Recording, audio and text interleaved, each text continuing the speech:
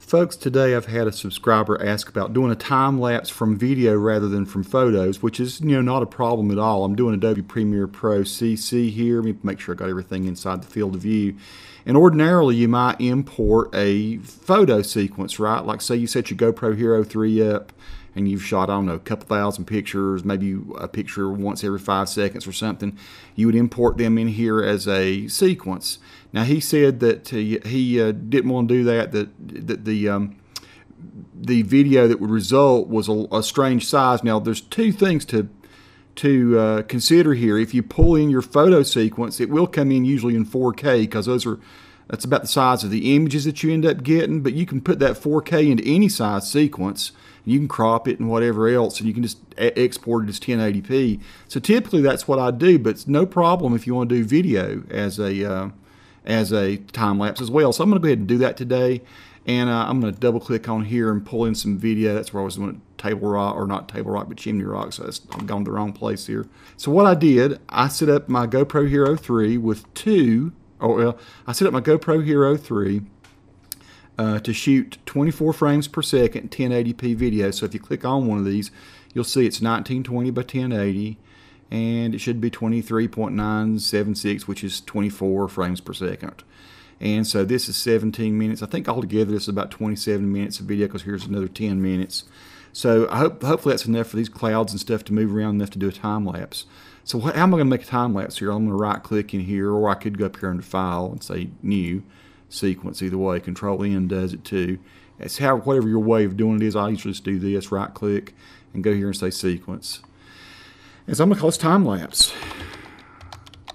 Okay, and I've got a 24 frame per second. You could pick different frame rates, but since I shot it in 24, I'm going to go ahead and make it 24, an AVC HD 1080p 24 frame per second video called time lapse. We'll say OK. Now I'm going to pull these two pieces of GoPro video in. Of course, what GoPro does is the GoPro breaks it into two pieces of video because it only makes the MPEG-4 so large, So here's the first part, and you had this one after it. If it had gone even longer, it would have been 2, 6, 4, 2, 5. Strange little naming convention they have, but it works. So here we go. We've got the two pieces of video. I'm going to pull them in. And so here I am looking down at the camera in the beginning, and I did a little intro. Actually, I stood there and talked about it for a second. I don't know. I'm probably going to cut my little intro out here. We'll stop. We can see those clouds moving, so I'm going to crop myself out here. Ripple delete that. I just pulled it ahead and did ripple delete just to pull everything back, and you can see me walking out of the frame over here. So this all, so we can scrub across it. We can see that the clouds are moving pretty good. We can see the sun changing as it goes, clouds and stuff go by. So here we have all 20, over here we see how many minutes we've gone, 26 minutes. I come back over here and pick it up here at the end, and I do another little bit of commentary. So let's get me off of there again. We didn't need my commentary at all since I'm doing it in here in the studio. So now we have a 26-minute piece of video, and maybe we want all of this to be maybe a minute or 2 minutes or something like the very most. So we're going to create our time lapse. I highlighted both of these. You can actually right click on this, and you can go to speed duration, and you can say 2000%. And if you click on ripple edit, shift trailing clips, then it pulls these things together. It doesn't like create one that's a little narrow, then one that's a little narrow, and you got to pull them together. It does it all at once. So I always click this right here. So I'm going to say OK. So now we got a time lapse that's down to, what is this, a minute and 10 seconds, so maybe a minute and 12. I'm going to pull over here and zoom in so I can see. So we got about a minute and 19 seconds, looks like. As I scrub across, I can see things are changing. Now, one thing that my subscriber friend asked was, how is this rendered out? Why can't I preview it? It looks like it's choppy. If we hit play here, my computer seems to be, you see it is choppy. See, what's happening, no computer, and I have a pretty stout one now. I've got 32 gigs of RAM and third generation Core i7 processor. No computer that I'm aware of can just pre-render all this stuff that fast. The thing you have to do is just go ahead and export it, and then it'll play nice and smooth. So what I'm going to do, I'm going to go ahead and export this piece of video. So it's 24 frames per second. We're doing it 2000% speed. I'm going to go to File, Export Media, or Control N would work either way. And this shows the piece of video, our time lapse. And so I'm going to make sure it goes to the right place, and that's going to the wrong place. So we're going to make it go down to here. There's this one. So I'm going to call it time lapse, and I'm going to hit save. It's not saving anything yet. I can go here, I can check and see how much data I want to give it. Now I've got H.264 chosen up here because that's mostly what YouTube seems to like, so I'm going to go ahead and choose that. I'm going to tell this thing to be about 15 megs per second. And I'm going to hear maybe a top. If anything were to get complicated, let's say the clouds got really crazy or something, you might give it 20, something like that. It's going to be a 144 meg file if I do it at this frame rate, or not frame rate, but data rate.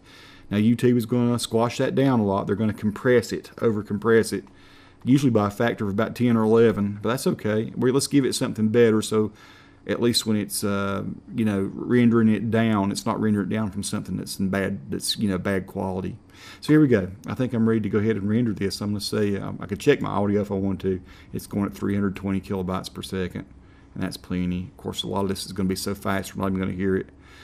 So I'm going to say export, and it's going to take a little bit of time to do this now. See, it says here 7 minutes. So I'm actually going to stop recording for a minute, and then we're going to come back at the end of the 7 minutes, and we'll take a look at what we've got. Okay, so here's after the render. I'm going to go ahead and pull this piece of video in, or actually, I guess I could just go ahead and take a peep at it. Let me do my computer here and pull that over. Okay, so here's where I've rendered out my time lapse here, and this is where I'm doing this tutorial. So let's open it up and take a peep at what we got. So here we see my time lapse, and you're probably only seeing it 10 frames per second, which is not going to look smooth because that's the way Snagit catches this. For me, as I watch it, it looks very smooth. I'm looking at it at 24 frames per second. So there you go. I mean, there's a time lapse shot 100% from video rather than from photos, which of course works. Video is a sequence of photos just the same as photos. The one thing you can't really do with this kind of a time lapse is zoom in with it. Like if you shot it with photos in 4K, which is your photos are going to be the size of a 4K piece of video, then you could pull it into a 1080p sequence, and you could zoom in and out and pan it left and right and one thing and another like that. So there is an advantage to doing it with your photo sequence and rendering it out that way. You could even render out a 4K sequence as a piece of video, then pull it into 1080p and size it and move it around, pan it and scale it as well.